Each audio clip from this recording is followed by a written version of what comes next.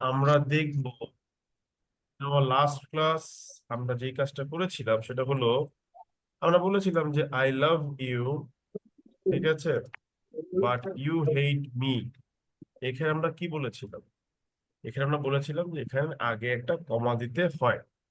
এটা আমরা শিখে লাস্ট ক্লাসটা এখানেই বলেছিলাম যে শেষ।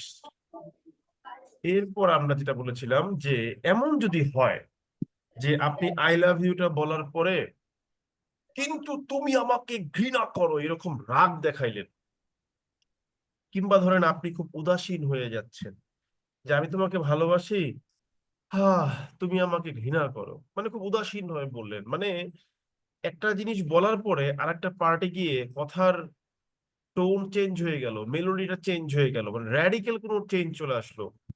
তখন আসলে আমরা কোন ধরনের পাংচুয়েশন করবো? তখন আমরা বলতেছি এই কমা বা সেমিকোলন, হ্যাঁ, এই ধরনের নর্মাল কোনো পাংচুয়েশন দিয়ে কাজ হবে না। তখন কি লাগবে? তখন ইউ নিড সামথিং ডিফারেন্ট। তখন আপনার ভিন্ন কিছু লাগবে। সেই ভিন্ন কিছুটা কি? সেই ভিন্ন কিছুটা হচ্ছে এম ড্যাশ। এখন আপনি বলতে পারেন, ভাই এটা আবার কোত্থেকে আনলেন? আপনি এই এম ড্যাশের নাম তো আগে শুনি নাই।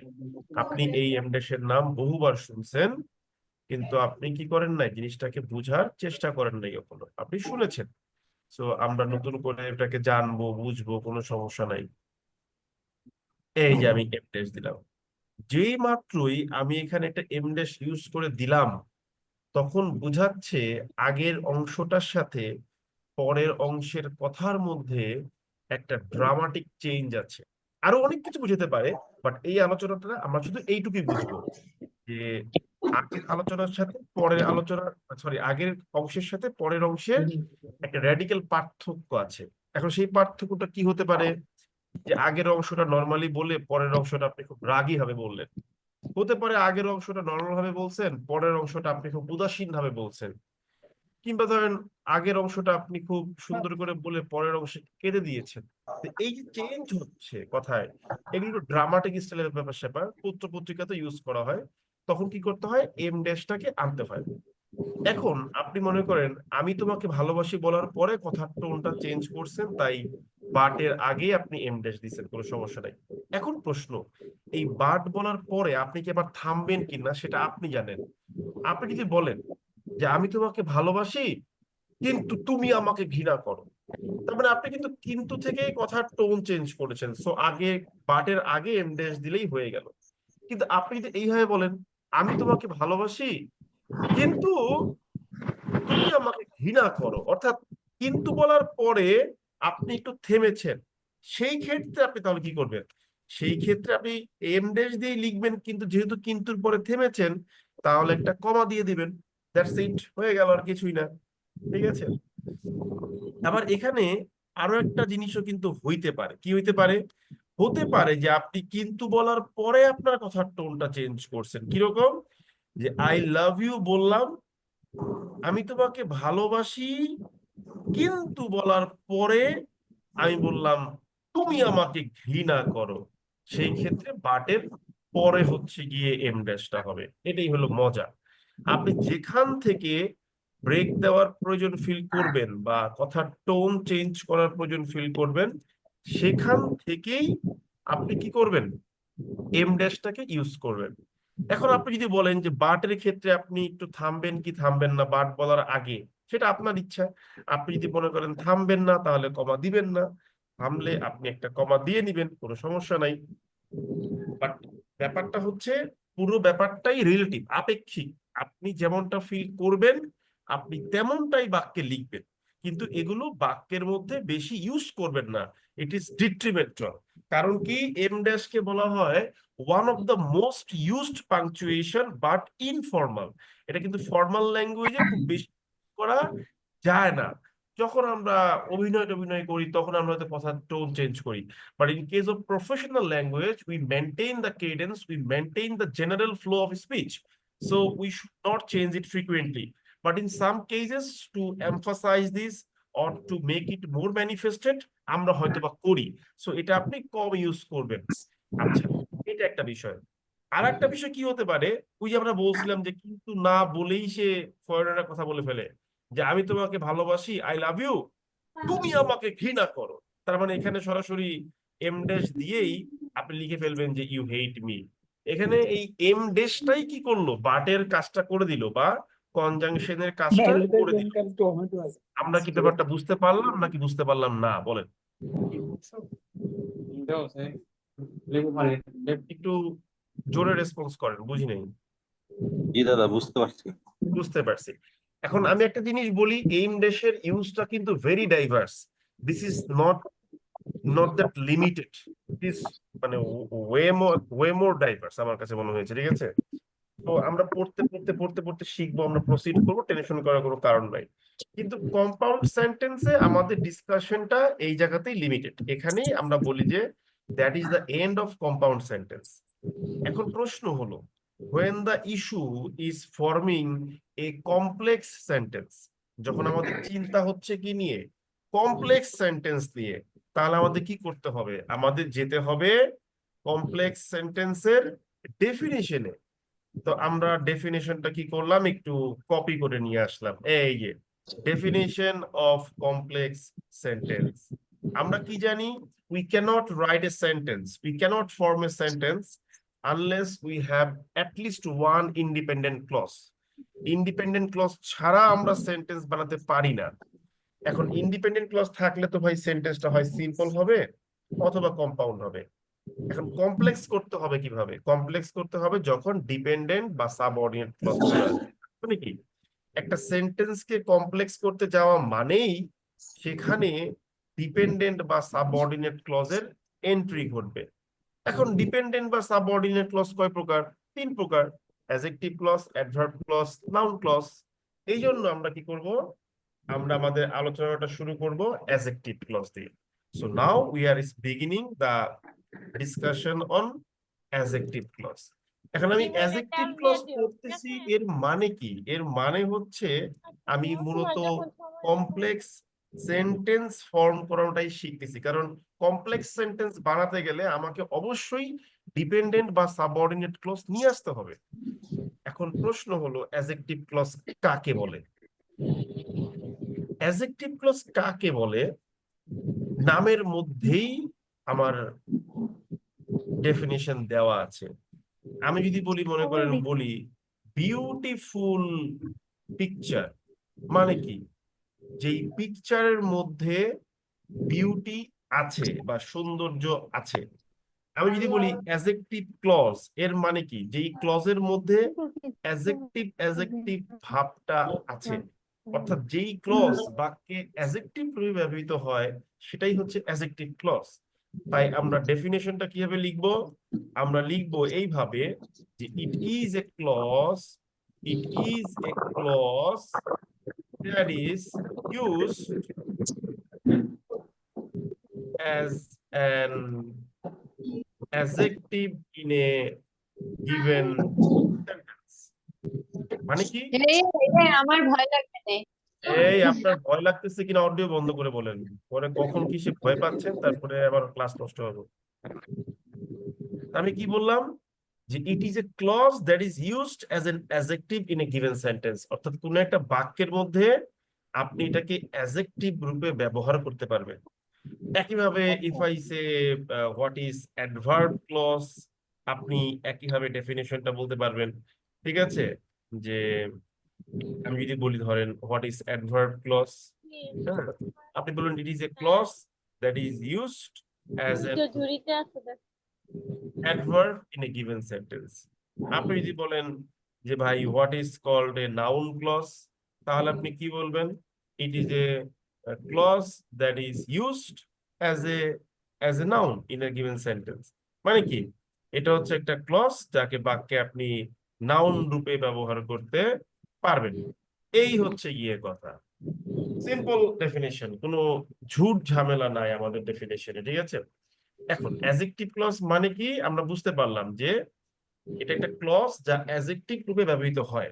এখন আমরা জানতে হবে অ্যাডজেক্টিভ জিনিসটা কি, হোয়াট ইজ অ্যাডজেক্টিভ।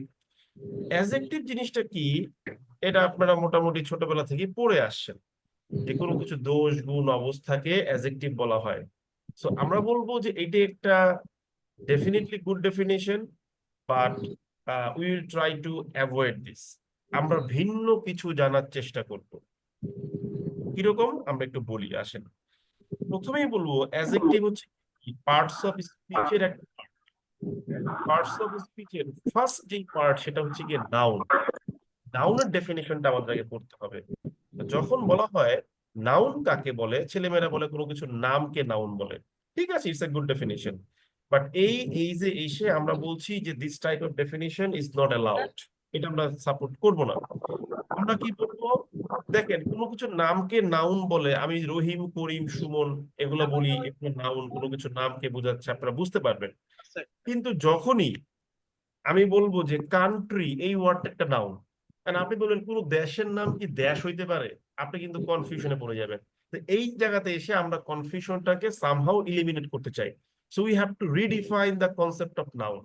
আমরা কি বলবো, আমরা বলবো ইট ইজ এ ওয়ার্ড, এটা হলো একটা শব্দ দ্যাট জেনারেলাইজেস এ কনসেপ্ট, যা একটা কনসেপ্টকে জেনারেলাইজ করে। যেমন ধরেন আমি যদি বলি যে কান্ট্রি, এই কান্ট্রি ওয়ার্ডটা দিয়ে আমি পৃথিবীর সমস্ত কান্ট্রিকে বোঝাতে পারতেছি।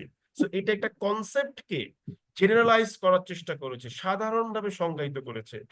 আমি যদি বলি গার্ল মানে মেয়ে, এটা দিয়ে পৃথিবীর সমস্ত মেয়েকে বোঝাচ্ছি। আমি যদি বলি বয়, তাহলে সমস্ত ছেলেকে বোঝাচ্ছি। সো এগুলা হচ্ছে নাউন। কোনো কিছু নামকে নাউন বলে, we all know that, but এটাও একটা কনসেপ্ট যে কোনো কিছু নাউন কিভাবে বানাতে হয়। তো আমরা এইভাবে আগাইলাম যে একটা কনসেপ্টকে জেনারেলাইজ যে করবে তাকেই আমরা বলবো হচ্ছে ভাই তুমি একটা নাউন, ঠিক আছে।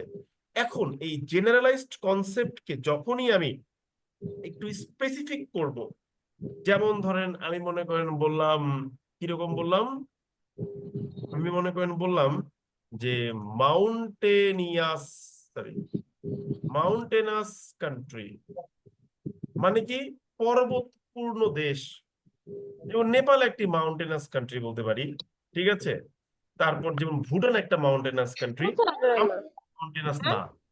তো এই যে মাউন্টেনাস ওয়ার্ডটা এখন কি করলো, নাউনের যে একটা অল হলিস্টিক বা অল ইনক্লুসিভ একটা অ্যাটিটিউড, সবকিছুকে বোঝাচ্ছে, জেনারেলাইজ করছে, তা থেকে দূরে এনে এটাকে একটু স্পেসিফিক করলো যে না, সমস্ত কান্ট্রিকে আমি বুঝাচ্ছি না, I am only indicating those countries that have mountain. So এই যে অ্যাডজেক্টিভের জেনারেল জেনারেল ভাব, সরি নাউনের জেনারেল জেনারেল ভাবটাকে একটু স্পেসিফিক করে দেয়, এটাকেই বলা হয় অ্যাডজেক্টিভ। আমি যদি বলি যে স্মার্ট গার্ল, আমি কিন্তু আর সমস্ত মেয়েকে বোঝাচ্ছি না, যে সকল গার্লের মধ্যে স্মার্টনেস আছে তাকে বোঝাচ্ছি। আমি যদি বলি ব্রিলিয়ান্ট বয়, আমি কিন্তু সমস্ত ছেলেকে আর বোঝাচ্ছি না, I am indicating those have brilliance. So এই যে ওয়ার্ড গুলো মাউন্টেনিয়াস, স্মার্ট, ব্রিলিয়েন্ট, ওয়ার্ড গুলো বেসিক্যালি কি করছে, এই ওয়ার্ড গুলো হচ্ছে বেসিক্যালি নাউনের জেনারেল ফর্মটাকে একটু স্পেসিফিক করছে। এই স্পেসিফিক করাকে আমরা বলি মডিফাই করা। So adjective is a word that modifies a general concept, বা আমরা বলবো that specifies a general concept. আমরা বলবো it is a word that is specifies or modifies a general concept. ডেফিনেশনটা বুঝতে পারছি না আমরা সবাই? একটু ইয়েস অর নো বলেন দেখি। Yes. Thank you very much. G So, দাদা। আমরা তাহলে বুঝতে পারলাম যে অ্যাডজেক্টিভ ক্লজ হলো যেই ক্লজ যা বাক্যে অ্যাডজেক্টিভ রূপে ব্যবহার করা হয়। ফার্স্ট বললাম। এবার বললাম অ্যাডজেক্টিভ জিনিসটা কি, যা একটা জেনারেল কনসেপ্টকে মডিফাই করে। তো অ্যাডজেক্টিভ যদি একটা জেনারেল কনসেপ্টকে মডিফাই করে, তার মানে কি, সে বেসিক্যালি নাউনকে মডিফাই করে। ব্যাপারটা বুঝছেন? আমরা তো লিখলাম যে দেয়ারফর, সুতরাং, ইট মডিফাই, সরি আমি একটু ভুল করছি,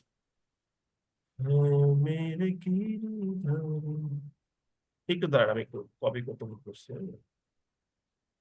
জামিল স্যারের ক্লাস, তারপর তারেক স্যারের ক্লাস কেমন লাগতেছে আপনাদের কাছে?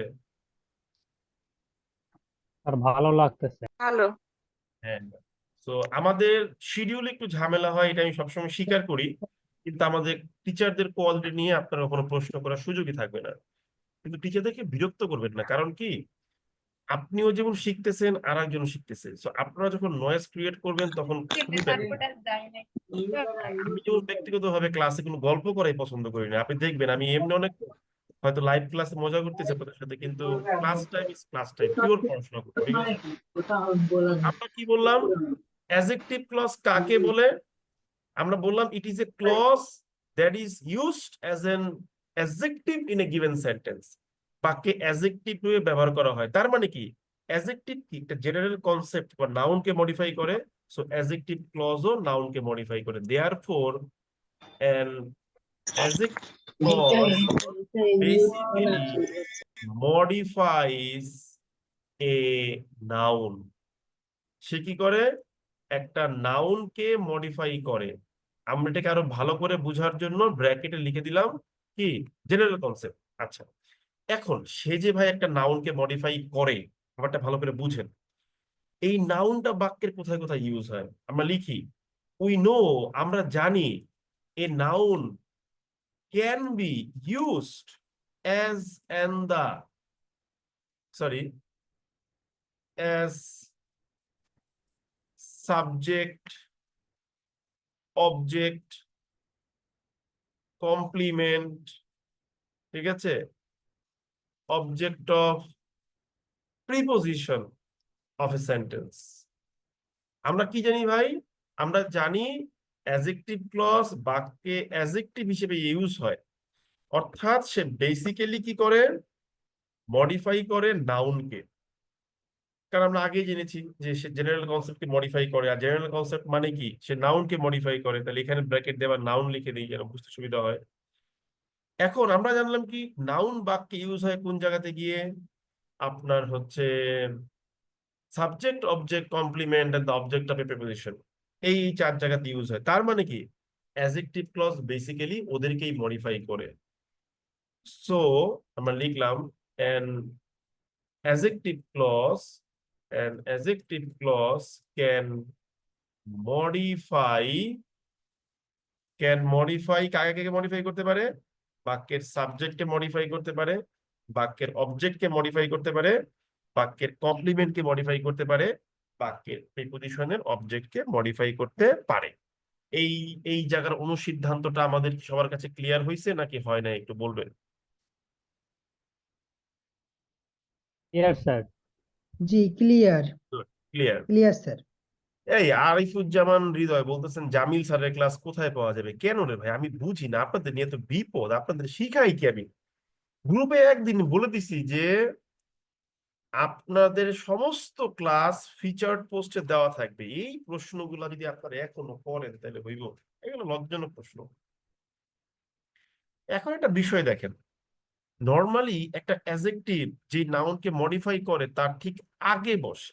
এটা আমরা লিখি যে usually, usually an adjective immediately precedes the noun that it modifies।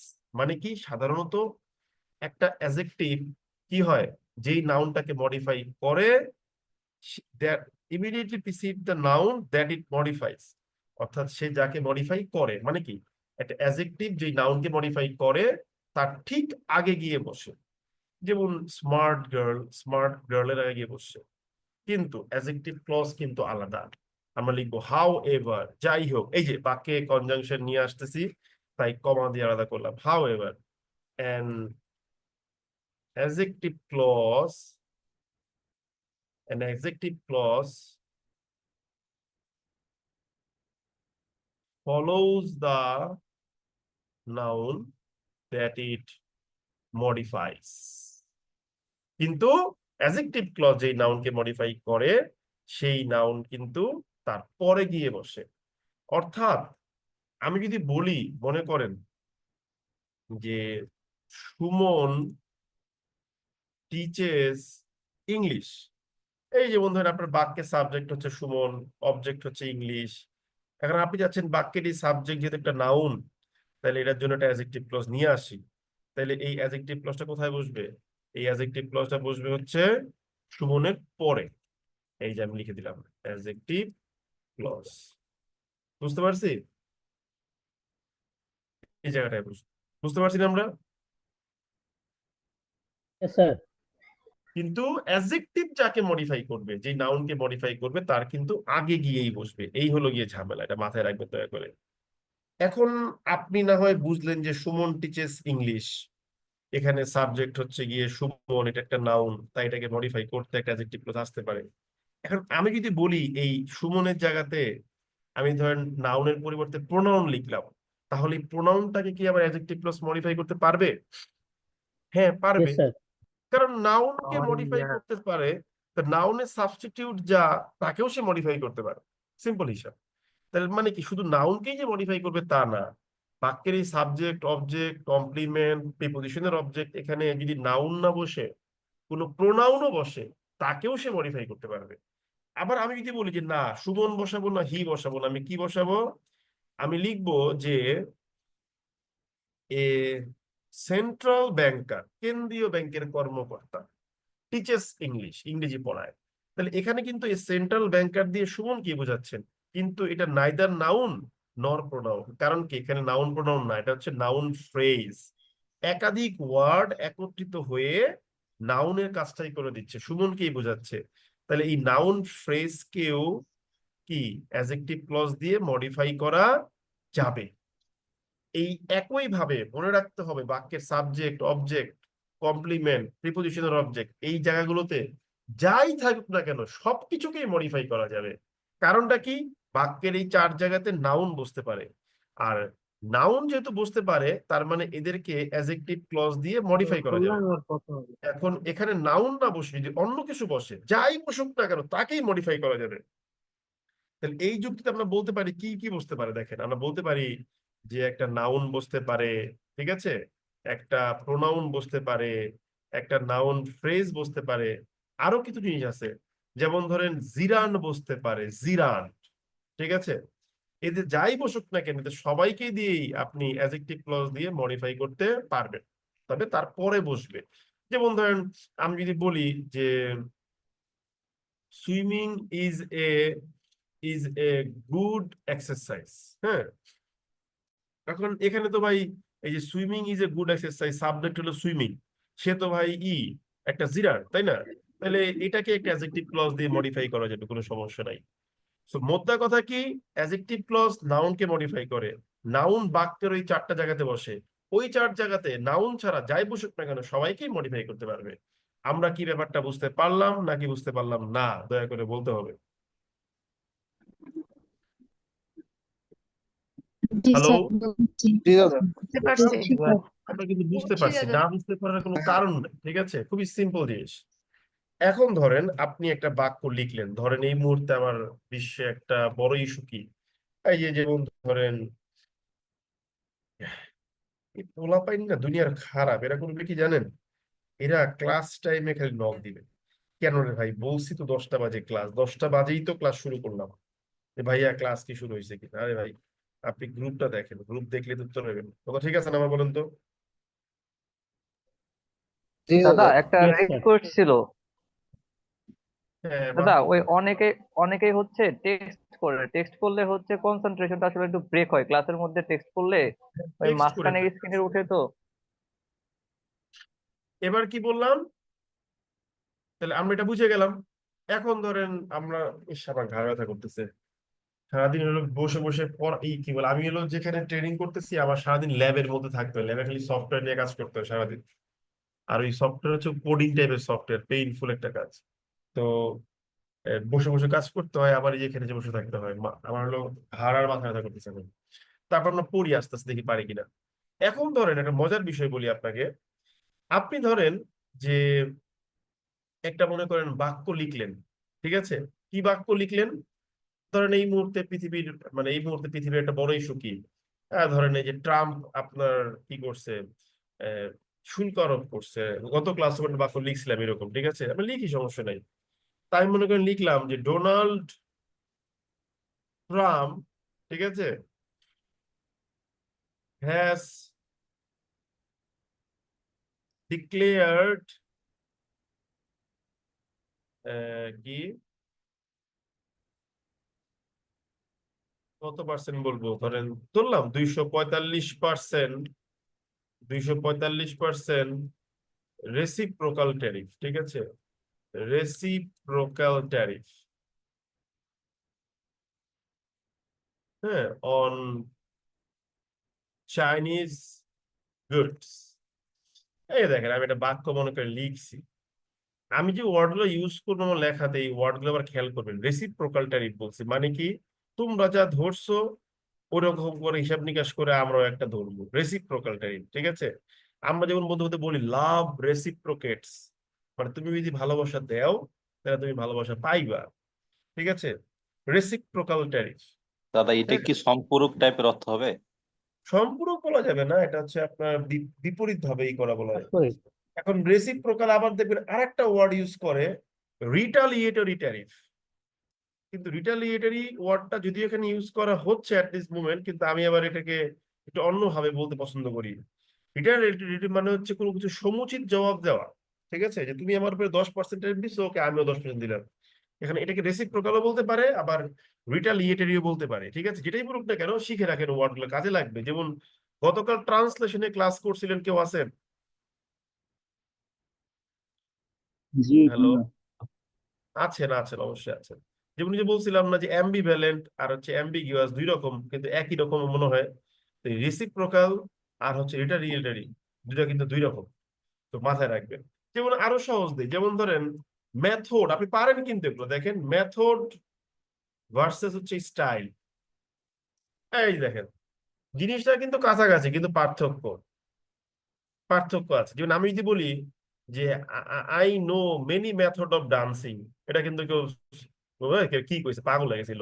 But আমি যদি বলি I know many styles of dancing, আপনি বলবেন ইয়েস ইয়েস এটা সুন্দর লাগতেছে, বিকজ আপনার ব্রেনের যে কগনিটিভ আন্ডারস্ট্যান্ডিং সেটা ডেভেলপ করে নিছে। কিন্তু আমি যদি বলি I know many methods of calculation, এটা কিন্তু ব্রেন অটোমেটিক্যালি সাপোর্ট করবে। আবার এটাও সাপোর্ট করবে যে I know many styles of calculation, কিন্তু ব্রেন তারপরে বারবার বলে যে না মেথডটাই মনে হয় ভালো লাগে। স্টাইলকেও সাপোর্ট করে, মেথডকেও সাপোর্ট করে, কিন্তু মেথডটাকে বেশি সাপোর্ট করে। কিন্তু ডান্সিং এর ক্ষেত্রে সে কোনোভাবেই মেথডকে সাপোর্ট করে না, সে স্টাইলকে সাপোর্ট করে। তো এটা আমার মধ্যে তখনই গ্রো হচ্ছে বা হবে যখন আমি নিয়মিতভাবে পড়াশোনা করব। There is no alternative to লেখাপড়া, ঠিক আছে। সো রেসিপ্রোকাল ট্যারিফ পত্রিকায় দেখবেন যে রিটালিয়েটরি ট্যারিফও বলতেছে, কিন্তু রেসিপ্রোকাল এবং রিটালিয়েটরির মধ্যে আমি প্রাইমারিলি প্রেফার করি রেসিপ্রোকাল ট্যারিফটা, ঠিক আছে। সো এগুলো খেয়াল করবেন, ঠিক আছে, কাজে লাগবে। এখন ধরেন এই বাক্যের এই বাক্যের সাবজেক্ট হচ্ছে ডোনাল্ড ট্রাম্প।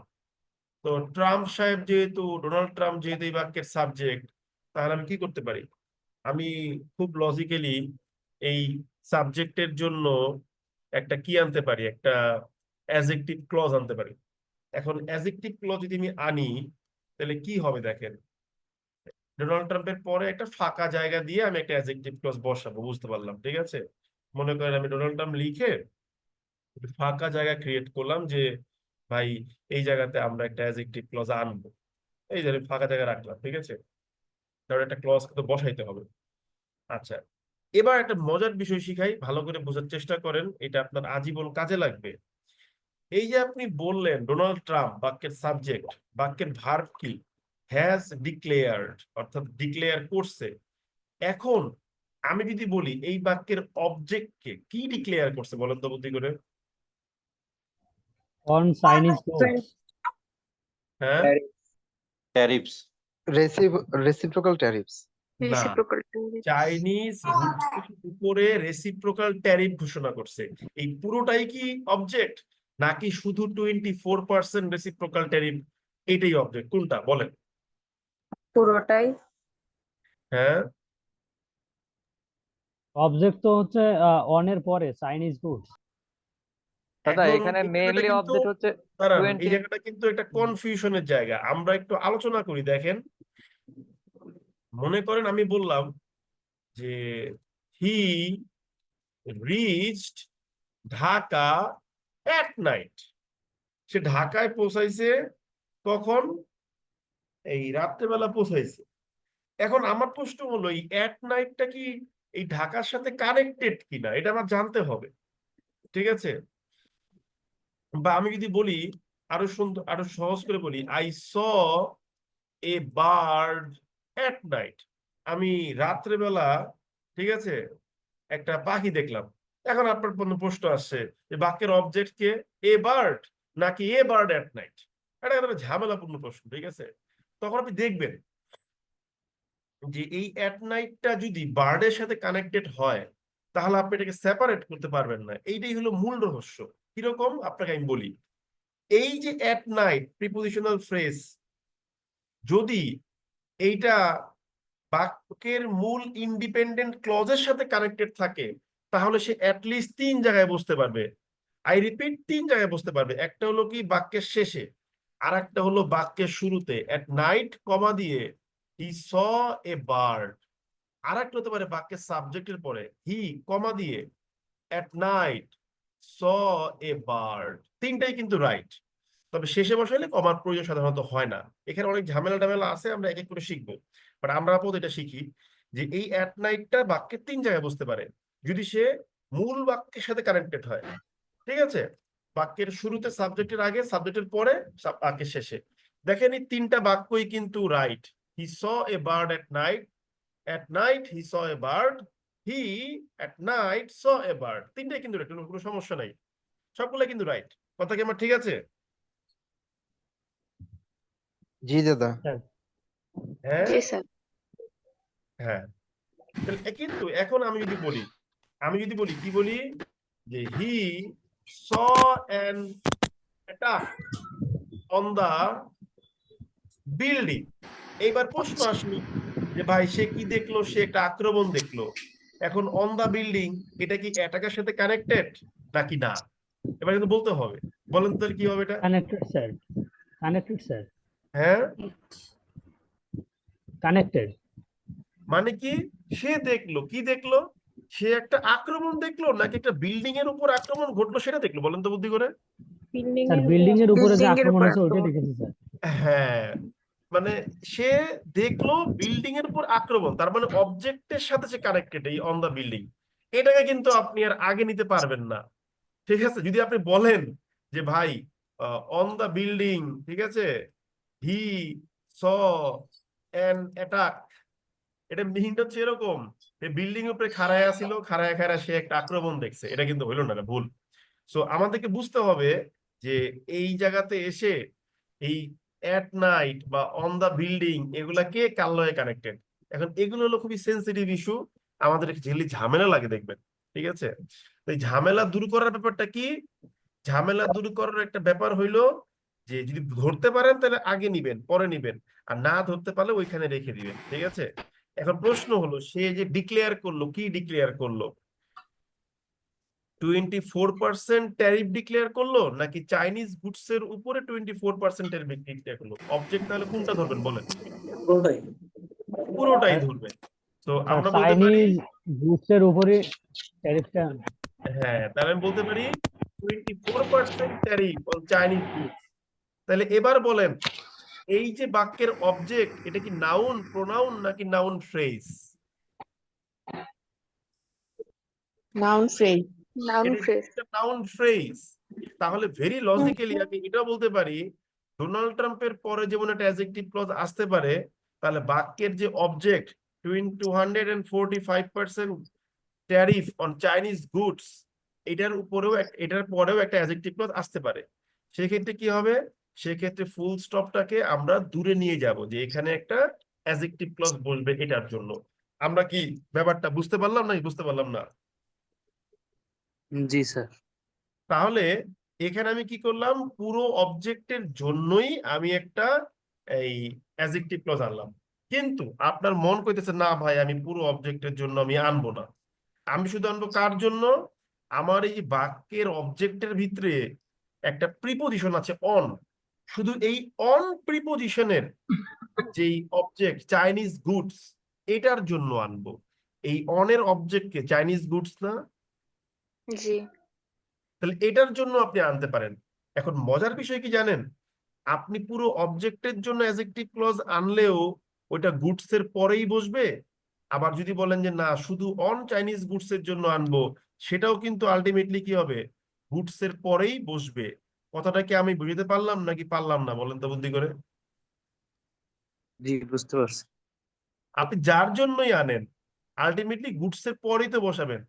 এই জন্য আমরা বলি বাক্য পড়ার সময় বুঝতে হবে যে অ্যাডজেক্টিভ ক্লজ পাশে বসছে মানেই যে সে একে মডিফাই করছে তা না, সে অনেক কিছুকেই মডিফাই করতে পারে। সে কিন্তু ধরতে হবে যে কাকে মডিফাই করতেছে। এটা শিখবো, আমি জাস্ট বেসিক গুলা গ্রো করতেছি, আপনাদের আর কিছুই না, ঠিক আছে? তা ধরতে পারছেন ব্যাপারটা, একটু বলেন তো। জি হ্যালো, ধরতে পারছি? জি আচ্ছা, দাদা। একটা কাজ করি, আমরা এখান থেকে একটা জিনিসকে ক্লিক করি। ধরেন আমরা এটাকে ক্লিক করলাম, এটাকে ক্লিক করে আমরা নিয়ে যাচ্ছি আমাদের নেক্সট অর্থাৎ ফার্দার আলোচনাটা নিয়ে যাচ্ছি। এখন আমি বলতেছি ভাই আমি ডোনাল্ড ট্রাম্প বাক্যের সাবজেক্ট, ওর জন্য একটা অ্যাডজেক্টিভ ক্লজ আনবো, এবং বাক্যের যে অবজেক্ট সেই অবজেক্টের ভিতরে যে অন প্রিপোজিশনটা আছে সেইটার জন্য যে চাইনিজ গুডস অবজেক্টটা আছে ওইটার একটা অ্যাডজেক্টিভ ক্লজ আনবো। এখন অ্যাডজেক্টিভ ক্লজটা আমরা আসলে আনি কিভাবে, এটাও তো একটা প্রশ্ন। অ্যাডজেক্টিভ ক্লজটা আনাটা কোনো কঠিন কাজ না, এটা খুবই সহজ একটা কাজ। সেই কাজটা কি, আপনি যার জন্য অ্যাডজেক্টিভ ক্লজ আনবেন, all that you have to do just ওটার জন্য ওইটাকে যেটা বাক্য লিখবেন। আপনি যদি বলেন সুমন ভাই আমি ডোনাল্ড ট্রাম্পের জন্য একটা অ্যাডজেক্টিভ ক্লজ আনবো, then what you have to do, just write a sentence যেই বাক্যে ডোনাল্ড ট্রাম্প ওয়ার্ডটা আছে। যেমন আমি যদি বলি যে হি ইজ দা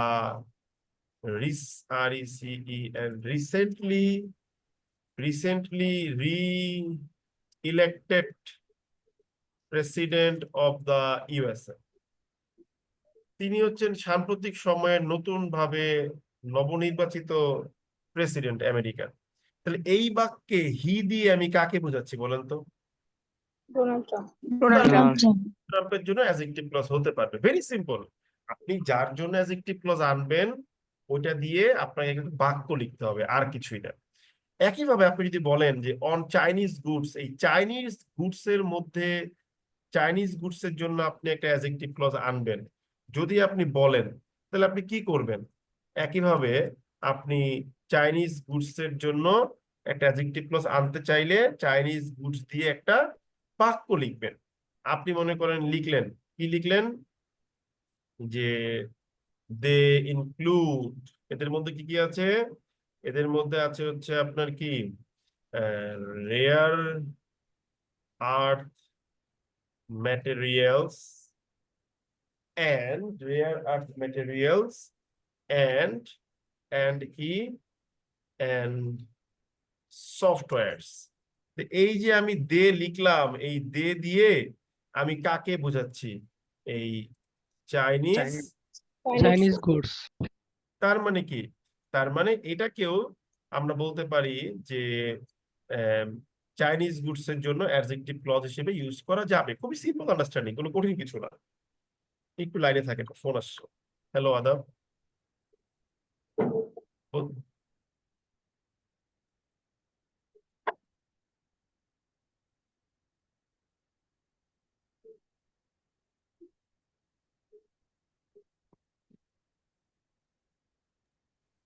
আমাকে শুনতে পাচ্ছেন সবাই?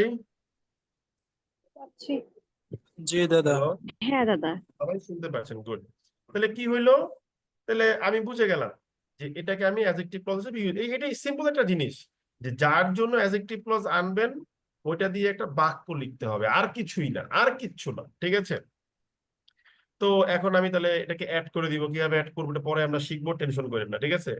এই যে দেখেন দুইটা বাক্যকে অ্যাড করলে কত সুন্দর বাক্য হয়ে যায়। Donald Trump who is the recently re-elected president of the USA has declared 245% reciprocal tariffs on Chinese goods that include rare earth materials and software। হয়ে গেল, শেষ। বাক্যটা বড় হইলো এবং কি হইলো, প্রফেশনাল হইলো। দেখেন বাক্যটার মধ্যে একটা পশ পশ ভাব আছে। আপনি চাইলে ধরেন এই বাক্যটাকে আরো সুন্দর করতে পারেন। কিভাবে করতে পারেন আপনাকে দেখাই, দেখেন। এই যে দেখেন, আপনি মনে করেন হু কাটলেন, ইজ কাটলেন, কেটে দিয়ে আপনি এখানে একটা কমা দিলেন, তারপরে ইউএস এর পরেও একটা কমা দিলেন, তারপরে মনে করেন দ্যাট কাটলেন, হ্যাঁ, দ্যাট কাটার পরে কি করলেন, ইনক্লুডটাকে করে দিলেন হচ্ছে ইনক্লুডিং। দেখছেন কত সুন্দর বাক্য। দেখেন ডোনাল্ড ট্রাম্প, একটু থামলাম, the recently re-elected president of the USA, আবার থামলাম, has declared 240% reciprocal tariff on Chinese goods, including rare earth materials, and software. মনে হচ্ছে না পত্রিকা থেকে কপি করে নিয়ে আসছি? Yes, hello, sir. কিন্তু এটা পত্রিকা থেকে আমরা নিয়ে আসি নাই, এটা আমরা নিজেরাই লিখছি। ঠিক আছে, এখন প্রশ্ন হলো এখানে অনেকগুলি স্টেপস আছে, এটা আমাদের বুঝতে হবে। প্রথমে বুঝতে হবে যে এই যে আমি Donald Trump, he is recently re-elected president, ধাম করে বসায় দিলাম, এটা আমি কেমনে বসাইলাম? কিংবা ধরেন দে দিয়ে দে ইনক্লুড ব্লা ব্লা ব্লা ব্লা ব্লা, ধুম করে বসায় দিলাম, এটা কেমনে বসাইলাম? এটা কিন্তু চাইলেই বসানো যাবে না, এটাকে একটা সুন্দর নিয়ম বা প্রসেস মেনে বসাতে হবে। এখন এই প্রসেসটা কি? এখন আমরা এই প্রসেসটা জানার চেষ্টা করব। তাহলে আমরা কি করব? আমরা এটা জানার জন্য আবার এই সহজ সহজ বাক্যে যাব। I love you, you hate me, ঠিক আছে, I want to marry you, শিখবো সহজ সহজ বাক্য দিয়ে। কিন্তু যখনই প্রয়োগ করার ব্যাপারটা আসবে তখন আমরা দেখবো কতটা ডাইভার্সলি এবং অ্যাডভান্স ভাবে প্রয়োগ করা যেতে পারে। ঠিক আছে, তো আমি একটা সহজ বাক্য লিখলাম। কি লিখলাম? যে সুমন টিচেস ইংরেজি, সুমন ভাই ইংলিশ পড়ায়। ঠিক আছে, এখন ধরেন বাক্যের সাবজেক্ট হচ্ছে সুমন, অবজেক্ট হচ্ছে ইংলিশ, তাহলে এদের জন্য অ্যাডজেক্টিভ ক্লজ আনবেন। তাহলে কি করবেন? সুমন দিয়ে আপনি আরেকটা বাক্য লিখবেন। আমি লিখলাম যে he is a student of IBA. আমি এখন আর আইবিএ ছাত্র না, আমার তো পড়াশোনা শেষ, আমি আবার একটা এমবিএ করবো, আমার আর একটা এমবিএ করার ইচ্ছা আছে, তাহলে আমার 3টে এমবিএ হবে ভগবানের চাইলে। তাহলে এই যে আমি হি লিখলাম, এই হি দিয়ে তো সুমনকে বোঝাচ্ছি, তার মানে কি এটা সুমনের অ্যাডজেক্টিভ ক্লজ হতে পারবে। লিখলাম যে আই হেট হিম মাচ, তাকে আমি অনেক ঘৃণা করি। ঠিক আছে, তাহলে এই যে লিখলাম আই হেট হিম মাচ, এখানে হিম দিয়েও তো আমি সুমনকে বোঝাচ্ছি, তাহলে কি হলো, এটা দিয়েও বাক্য হতে পারে। আমি যদি বলি যে, আমি যদি কি বলি, আমি যদি বলি যে আহ, আমি যদি বলি, মনে করেন কি বলি যে I I can't rely on হিম, আমি তার উপর নির্ভর করতে পারতাছি না, এই হিম দিয়েও সুমনকে বোঝাচ্ছি। ঠিক আছে, তার মানে এটাও সুমনের অ্যাডজেক্টিভ ক্লজ হতে পারবে। আমি যদি বলি যে আই নো, আমি জানি, হিজ অ্যাড্রেস, তাহলে এখানে হিজ ওয়ার্ডটা দিয়ে সুমনকে বোঝাচ্ছি। তার মানে অল অফ দেম, এরা প্রত্যেকে কি হতে পারে, আমি স্টার মার্ক করে দেই, all of them can be used as the adjective clause of Suman. খুবই সিম্পল আন্ডারস্ট্যান্ডিং, কোনো কঠিন কিছু নাই। একইভাবে আপনি যদি বলেন, আমি এখানে একটা স্টার দিয়ে দিই বোঝার সুবিধার্থে, আপনি যদি বলেন যে সুমন ভাই তাহলে ইংলিশের জন্য অ্যাডজেক্টিভ ক্লজ আনতে গেলে কি করতে হবে, সেক্ষেত্রে ইংলিশ দিয়ে আপনাকে কি করতে হবে, দুইটা মানে একটা বাক্য লিখতে হবে যেখানে ইংলিশ ওয়ার্ডটা আছে। যেমন এখন ডাবল স্টার দিয়ে আমি লিখতেছি ইংলিশকে বোঝানোর জন্য যে it is an international language, it is an international language. ঠিক আছে, ইট দিয়ে আমি ইংলিশকে বোঝাচ্ছি। আমি যদি বলি I love it very much, it দিয়ে ইংলিশকে বোঝাচ্ছি। আমি যদি বলি এগুলো আমি প্রত্যেক ক্লাসে লিখাই, global business depends on it, এখানেও ইট দিয়ে ইংলিশকে বোঝাচ্ছি। আমি যদি বলি it's origin is very obscure, it's দিয়ে ইংলিশকে বোঝাচ্ছি। তার মানে কি এরা প্রত্যেকেই ইংলিশের জন্য অ্যাডজেক্টিভ ক্লজ হতে পারবে। এটা কি বুঝেন নাই এমন কেউ আছেন? এই আমার কথাটা বুঝেন নাই কেউ আছেন? হ্যালো, কেউ নাই, তার মানে সবাই বুঝতে পারছেন, থ্যাংক ইউ ভেরি মাচ। একইভাবে আমি যদি একটা বাক্য বলি যে ইট ওয়াজ মর্নিং, এখন ধরেন আপনার মাথায় আইডিয়া এসে যে মর্নিং যেটা বাক্য, মর্নিং ওয়ার্ডের জন্য একটা অ্যাডজেক্টিভ ক্লজ আনবেন। মর্নিং তো নিজে একটা নাউন, তা আপনি মনে করেন বললেন যে my father came back in morning, এই যে মর্নিং ওয়ার্ড এখানে আছে। আমি যদি বলি it is it is Dhaka. Dhaka একটা নাউন, ঢাকার জন্য অ্যাডজেক্টিভ ক্লজ বানাইবেন, ঢাকা দিয়ে একটা বাক্য লিখবেন। আপনি লিখলেন যে কি লিখবেন, ও আমরা ভার্সিটি লাইফে দেখতাম বুঝছেন, পোলাপাইন পরে চিটাগাঙে, গার্লফ্রেন্ড থাকে ঢাকায়, এই ব্রেকআপ হয়ে যেত, ব্রেকআপ হয়ে গেলে কান্নাকাটি করতো। আমি লিখলাম কি, মাই গার্লফ্রেন্ড লিভস ইন ঢাকা, ঠিক আছে, লিভস ইন ঢাকা। তার মানে কি, তার মানে এখানে চাইলেই এটাকে ঢাকার অ্যাডজেক্টিভ ক্লজ হিসেবে ইউজ করতে পারবো। পারবো না? বলেন, বুঝতে পারছি কিনা বলুন তো একটু বুদ্ধি করে। জি জি দাদা পারবো। আমি যদি মনে করেন আবার যদি বলি এরকম যে ভাই, আই হ্যাভ 20 ফ্রেন্ডস, এখানে অবজেক্ট কি, এখানে অবজেক্ট হলো 20 ফ্রেন্ড, 20টা বন্ধু আমার অবজেক্ট। তা আমি চাইলে ওদের জন্য অ্যাডজেক্টিভ ক্লজ বানাতে পারি। আমি মনে করেন বললাম যে most of them are very, কি, ভেরি হার্ড ওয়ার্কিং তো বলা যায় না, অলস কইতে বল, হার্ড ওয়ার্কিং বললাম, ঠিক আছে, ডান। রাগ দাদা করবেন একটা প্রশ্ন ছিল। তাহলে মোস্ট অফ দেম দিয়ে ভাই আপনি এই 20 ফ্রেন্ডকে বেশিরভাগকে বোঝাচ্ছেন। হ্যাঁ বলেন, আপনার প্রশ্ন কি বলেন। হ্যালো, হোয়াট ইজ ইউর প্রশ্ন, বলতেছেন না। আমি যদি বলি যে আমি হলাম কোটিপতির পোলা, ঠিক আছে, আই হ্যাভ 20 কার, আমার 20টা গাড়ি আছে। আমি যদি বললাম যে I got most of them from my father, আমার বাবা মারা দিচ্ছে, তাহলে এই যে 20টা গাড়ি অবজেক্ট, তাহলে ওটার জন্য আমার অ্যাডজেক্টিভ ক্লজ আনতেছি, এই যেখানে মোস্ট অফ দেম দিয়ে আমি কিন্তু আহ, এই 20টা কারকেই বুঝাচ্ছি। মোস্ট না বলে মনে করেন বললাম যে সাম অফ দেম। বুঝতে পারছি কিনা বলেন তো একটু বুদ্ধি করে। জি দাদা বুঝতে পারছি। জি জি স্যার। তার মানে মোদ্দা কথা হলো এটাই, আপনি যার জন্য অ্যাডজেক্টিভ ক্লজ আনতে যাচ্ছেন না কেন, ওইটাকে দিয়ে you have to rethink a sentence, আর একটা সেন্টেন্স ভাবতে হবে। আচ্ছা, এটা বুঝে গেছি আমরা।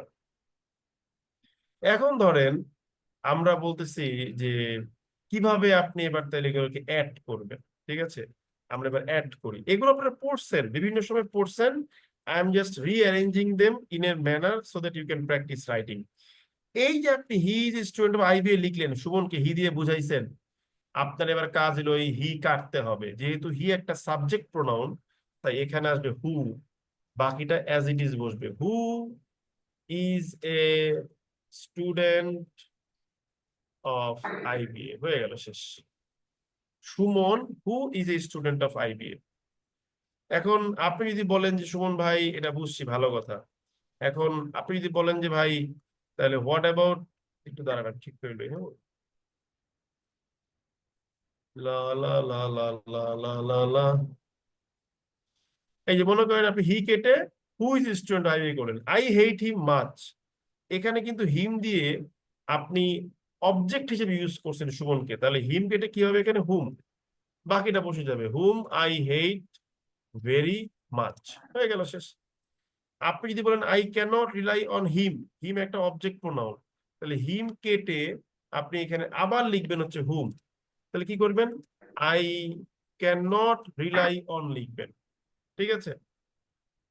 একইভাবে এবার এখানে আসেন যে আই নো হিজ অ্যাড্রেস, এই জায়গায় একটা ঝামেলা আছে, কি ঝামেলা, এই হিজ দিয়ে আপনি সুমনকে বোঝাচ্ছেন, এখন এই হিজ ওয়ার্ডটা কি, এই হিজ ওয়ার্ডটা হলো অ্যাড্রেস নাউনের অ্যাডজেক্টিভ, এটা কি আমরা জানি নাকি জানি না বলেন। হ্যালো, জানি না দাদা। হ্যাঁ জানেন না এটা আপনারা, না দাদা। এটা জানার জানি কথা। স্যার, জানি দাদা। জানি স্যার।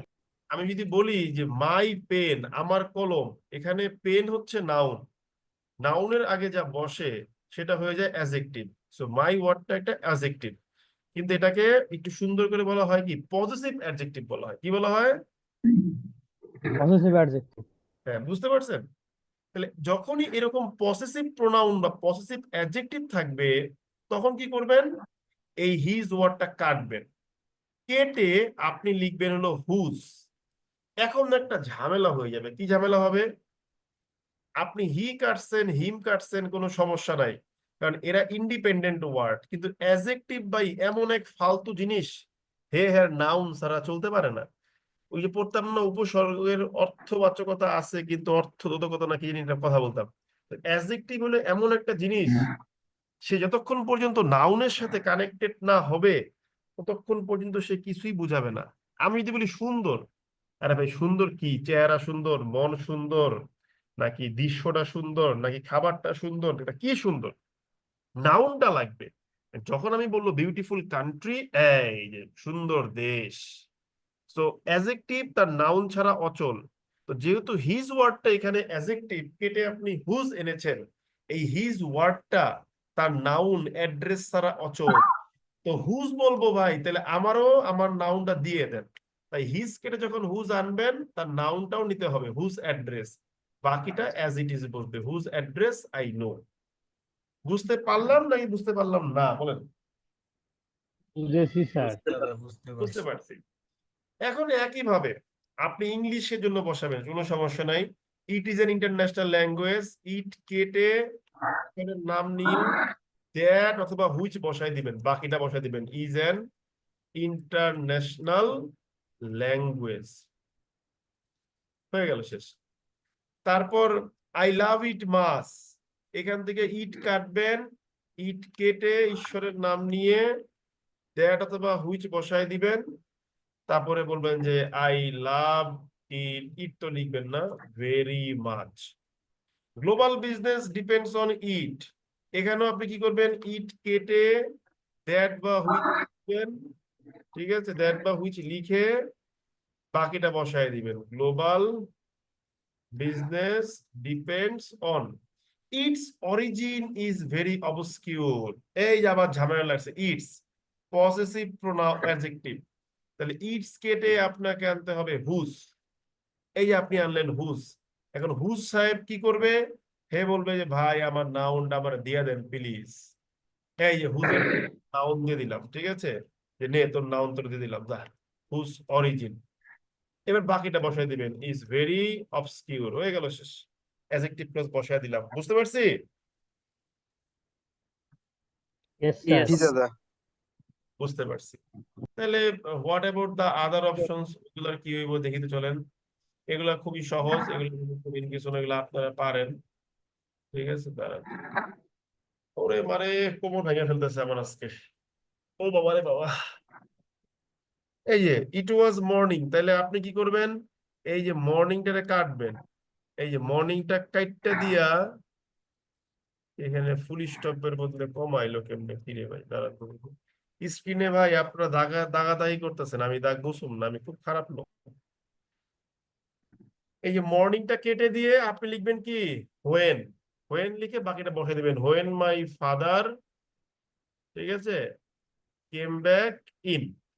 এই যে it is Dhaka, my girlfriend lives in Dhaka, তাহলে ঢাকাটা কাটবেন, ঢাকাটা কাইটটা ঢাকার পাশে কি লিখবেন, হোয়ার, যেহেতু place, where my girlfriend lives in. এইবার দেখেন এই জায়গায় ঝামেলা আছে, 20 ফ্রেন্ডের অ্যাডজেক্টিভ ক্লজ আনতে গিয়ে আপনি লিখছেন most of them are very hard working. আপনি মোস্ট অফ দেম কাটবেন, কারণ এটা দিয়েই 20 জন বন্ধুর অনেকদেরকে বুঝাচ্ছেন। তাহলে এখানে হবেটা কি? এই ধরনের থাকলে most of them, some of them, none of them, যদি ব্যক্তি হয় তাহলে হবে হুম, মোস্ট অফ হুম, বাকিটা বসায় দিবেন, আর ভেরি হার্ড ওয়ার্কিং। আর যদি হয়ে যায় বস্তু বর্ণ কিছু, যেমন কিছু গাড়ি, তাহলে হবে হচ্ছে সাম অফ হুইচ।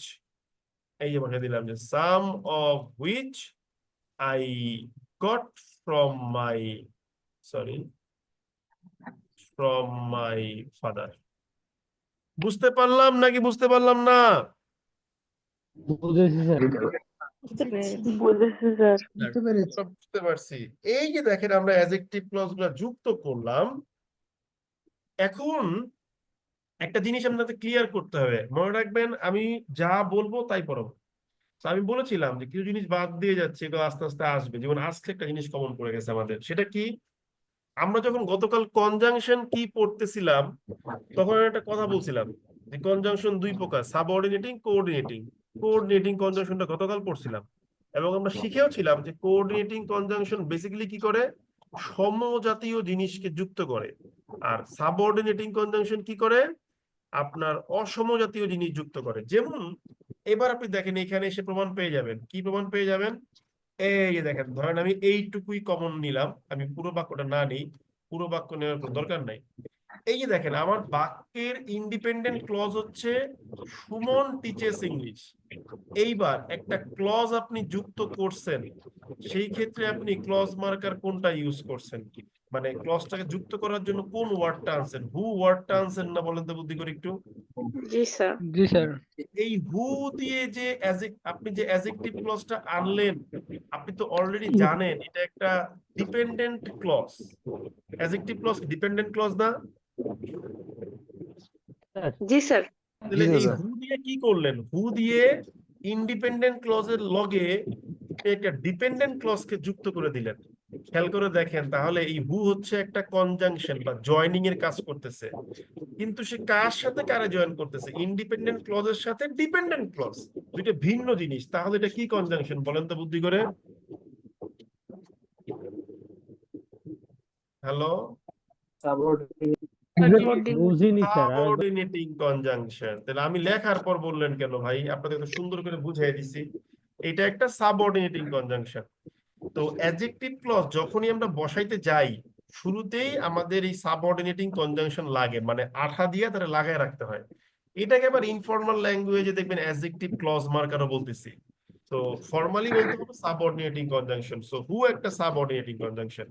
এছাড়াও আর কি এনেছিলাম? হুম এনেছিলাম, হুজ এনেছিলাম, দ্যাট এনেছিলাম, হুইচ এনেছিলাম, হোয়েন এনেছিলাম, তারপর হচ্ছে হোয়ার এনেছিলাম, তারপরে কি এনেছিলাম? ওই যে সাম অফ হুম এনেছিলাম, আবার সাম অফ হুইচ এনেছিলাম।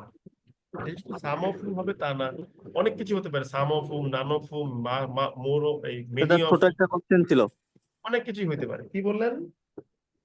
ছোট্ট একটা কোশ্চেন ছিল দাদা। বলেন। দাদা এই হুটা যে সাবঅর্ডিনেটিং কনজাংশন হচ্ছে এটা তো হলো, কিন্তু এটা হুটা কি রিলেটিভ প্রোনাউনও হবে কি একই সাথে? ভাই, আমার ক্লাসের জন্য আমি সাবঅর্ডিনেটিং কনজাংশনই বলবো, রিলেটিভ প্রোনাউন কখনো বলবো না। সো আপনি এটাই মাথায় রাখেন, ঠিক আছে? জামিল স্যার যখন পড়াবো রিলেটিভ প্রোনাউন, ওই ক্লাসে রিলেটিভ প্রোনাউন বলেন, ঠিক আছে? ওকে, দুটো একই হয়ে গেছে এই জন্য জিজ্ঞেস করছি। সেটা যাই হোক, আমি এটাকে সাবঅর্ডিনেটিং কনজাংশন বলতে প্রেফার করি, ঠিক আছে? ওকে, তাহলে ওকে। এই কিছু ওয়ার্ড ইউজ করছিলাম অ্যাডজেক্টিভ ক্লজ কে যোগ করার জন্য, who, whom, whose, that, which, when, where, some of whom, blah blah blah blah blah, ঠিক আছে? তো এগুলা সবই ছিল বেসিক্যালি সাবঅর্ডিনেটিং কনজাংশন। কারণ কি? তারা অ্যাডজেক্টিভ ক্লজ কে যুক্ত করেছে, মানে একটা ডিপেন্ডেন্ট ক্লজ কে যুক্ত করেছে বাক্যের সাথে, মানে ইন্ডিপেন্ডেন্ট ক্লজের সাথে। এখন একটা প্রশ্ন আছে ভাই, অ্যাডজেক্টিভ ক্লজ যে একটা সাবঅর্ডিনেটিং কনজাংশন, তার প্রমাণটা কি? আমরা সরি, সাবঅর্ডিনেটিং ক্লজ বা ডিপেন্ডেন্ট ক্লজ, তার প্রমাণটা কি? প্রমাণটা হচ্ছে, আমরা বলেছিলাম যে সাবঅর্ডিনেট ক্লজ কে যদি কেটে নিয়ে আপনি একটা ফুল স্টপ দিয়ে দেন, সে কিন্তু একটা বাক্য হবে না। আমি যদি বলি who is a student of IBA, full stop, এটা কি বাক্য হইলো নাকি হইলো না? বলেন তো বুদ্ধি করে। হয় নাই। হয় নাই। আমরা বলেছিলাম, কি বলেছিলাম? যে আরো কিছু চেঞ্জেস লাগবে। আমরা বলেছিলাম যে আরো কিছু চেঞ্জেস লাগবে।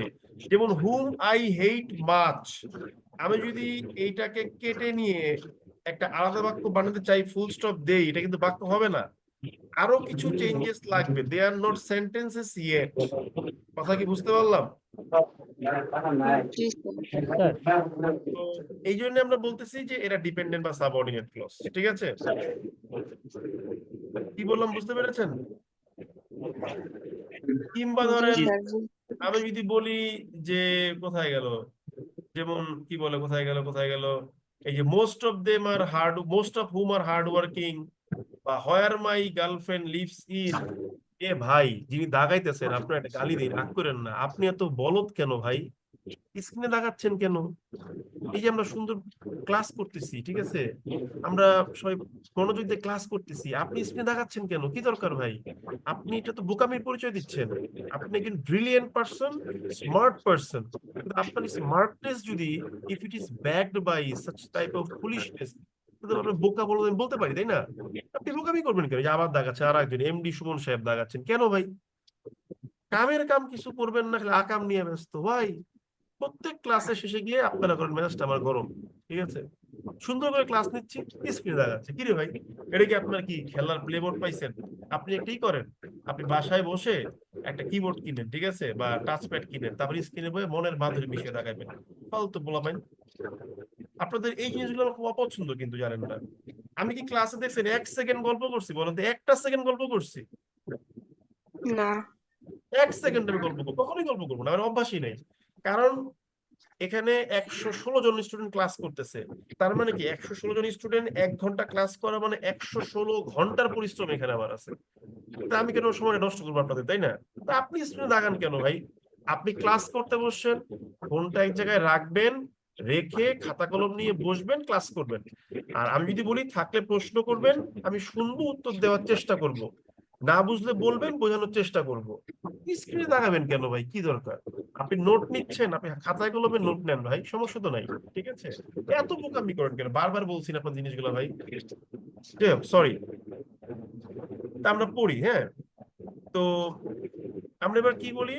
তাহলে এই যে দেখেন আপনি, who is student of IBA, এটা যদি কেটে ফুল স্টপ দেন, সে কিন্তু বাক্য হবে না, সে বলবে ভাই আমারে আরো কিছু চেঞ্জ করেন। হইতে পারে who is student of IBA লিখে পরে একটা ফুল স্টপের বদলে একটা প্রশ্নবোধক সাইন দেন, তাহলে একটা বাক্য হইতে পারে, ইন্টারোগেটিভ সেন্টেন্স। কিংবা ফুল স্টপ রাখলে হু বাদ দিয়ে আপনি একটা হি আনেন, তাইলে হইতে পারি আমি বাক্য। তার মানে কি আরো কিছু চেঞ্জেস দরকার। So they are definitely dependent clause. তার মানে আমরা একটা অনুসিদ্ধান্তে পৌঁছাতে পারি যে adjective clause is a dependent or subordinate clause. আর অ্যাডজেক্টিভ ক্লজ যেই প্রথম ওয়ার্ডটা দিয়ে মূল বাক্যের সাথে যুক্ত হচ্ছে, সেই বাক্যটা একটা কনজাংশন, জয়েন করার কাজ করতেছে। ও যেহেতু ডিপেন্ডেন্ট ক্লজকে যুক্ত করতেছে, তাই ও একটা সাবঅর্ডিনেটিং কনজাংশন। তো অ্যাডজেক্টিভ ক্লজের শুরুতে যে ওয়ার্ডটা থাকে সেটা সাবঅর্ডিনেটিং কনজাংশন, কিন্তু আমরা এটাকে অ্যাডজেক্টিভ ক্লজ মার্কারও বলে থাকি, ঠিক আছে? আবার আমরা এটাও বলেছিলাম অ্যাডজেক্টিভ ক্লজের আরেকটা হচ্ছে রিলেটিভ ক্লজ, ঠিক আছে? তাহলে আমরা আমাদের এই আলোচনাটুকু কি বুঝতে পেরেছি নাকি বুঝতে পারি নাই, বলেন? জি দাদা, বুঝতে পারছি। বুঝতে পারছি। স্যার স্যার বুঝেছি, কিন্তু স্যার মাঝে মাঝে হচ্ছে ওই যে আনিস, ওনার আসলে ওখান থেকে ফ্যানের সাউন্ড আসে স্যার। বুঝি নাই কি থেকে? স্যার ওই যে আনিস নামে একজন আছে, ওনার হচ্ছে আপনার ইয়ে ওই থেকে সাউন্ড আসে। আনিসের ইচ্ছা মতো কিছুক্ষণ বকাবকি করেন দেখি, আনিসের লজ্জা থাকলে যে বন্ধ করে দিব। কতক্ষণ বুঝাবো আপনাদেরকে এগুলো, বলেন তো? ফাজলামি না আমাদের সাথে, এগুলো কোনো কথা? আপনাদেরকে আর স্মার্ট বানাতে পারলাম না, দুঃখের বিষয়। যাই হোক, আমরা পড়ি, হ্যাঁ? তাহলে আমরা অ্যাডজেক্টিভ ক্লজ কেমনে বসাইতে হয় এটা বুঝা গেছি, কিন্তু এটা বুঝতে গিয়ে একটা ঝামেলা আমাদের লাগছে। কেমন ঝামেলা লাগছে বলি। প্রত্যেক জায়গাতেই এই অ্যাডজেক্টিভ ক্লজ মার্কার একটা, হু, হুম, হুজ, হোয়েন, হোয়ার। কিন্তু খেয়াল করে দেখেন এই দ্যাট এবং হুইচ কে কিন্তু আমি বারবার অল্টারনেটিভলি ইউজ করে গেছি। এখন প্রশ্ন আসতে পারে, ভাই দ্যাট এবং হুইচ কি সেম মিনিং দেয় নাকি ডিফারেন্ট মিনিং দেয়? উত্তর হচ্ছে দ্যাট এবং which, they are significantly different and give different meanings. এখন আপনি যদি একটু মনে করে থাকেন যে অ্যাডজেক্টিভ ক্লজকে আমরা ক্লাসিফাই করেছিলাম, সেটা কি কি?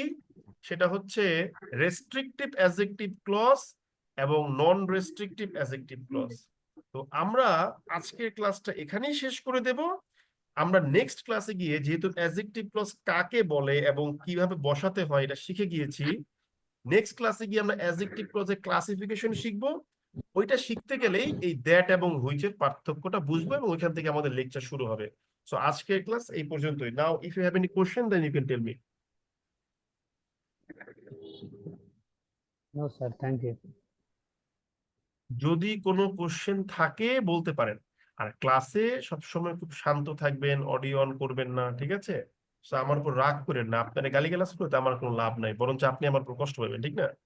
বলেন, আপনাদের কোনো কোশ্চেন থাকলে আমাকে বলতে পারেন, ভাই আমি শুনতেছি। দাদা একটা কোশ্চেন বুঝি নাই কি বললেন ভাই, আবার বলেন, জোরে বলেন। হচ্ছে ওই যে তখন ওই যে আপনি বলছিলেন যে অ্যাডজেটিভ আপনার নাউনের সামনে বসে এবং অ্যাডজেটিভ ক্লজ হচ্ছে নাউনের পিছনে বসে, এটা ক্লিয়ারলি আমি শুনি নাই, এটা একটু। আমরা যে অ্যাডজেক্টিভ ক্লজ গুলো বসাইলাম এতক্ষণ ধরে, প্রত্যেকটা জি, ক্ষেত্রে কি করেছি? নাউনের যেইটাকে পিছনে মডিফাই করতেছে তারপরে বসাচ্ছি, এটাই আমি বলেছি যে অ্যাডজেক্টিভ ক্লজ যাকে মডিফাই করে তারপরে বসে। কিন্তু জি, অ্যাডজেক্টিভ শুধু একটা ওয়ার্ড, অ্যাডজেক্টিভ, সে কিন্তু কি করে? যাকে মডিফাই করে তার আগেই বসে, যেমন বিউটিফুল গার্ল, গার্ল হচ্ছে নাউন আর বিউটিফুল হচ্ছে কি অ্যাডজেক্টিভ। বুঝতে পারলাম? জি দাদা, ধন্যবাদ। দাদা আরেকটা বিষয় ছিল, সেটা হচ্ছে অনেকেই আননেসেসারি হচ্ছে টেক্সট করে, এর জন্য হচ্ছে যে কনসেন্ট্রেশনটা ব্রেক হয়ে যায়, ডিসপ্লের মাঝখানে ভাই, টেক্সট এটা গুলা এখন উঠে। আমি কি করুম বলেন ভাই, আমার তো এখানে কোনো হাত নেই, আসলে আমি কি করুম বলেন? মানে এইগুলো যদি সবাই একটু মেনটেন করতো তাহলে অনেক সুন্দর ক্লাস হতো। এটা পোলাপান্ডে বুঝান, আমার কই লাভ নেই, আমি তো পোলাপান্ডে বুঝাই সারাক্ষণই, কতক্ষণ বুঝাবো বলে, তার বেশি বুঝাইলে পোলাপান করে রাগ। যাই হোক, তাহলে প্রশ্ন না থাকলে বিদায় নিচ্ছি। আমি যে এখন জামিল স্যারের ক্লাসটা প্রথমে আপলোড করব, তারপর আমার ক্লাসটা আপলোড করব। সো আজকের ক্লাস তাহলে এই পর্যন্তই। সবাই ভালো থাকবেন এবং আমাদের সবার জন্য আশীর্বাদ করবেন। বাই বাই, গুড নাইট সবাইকে।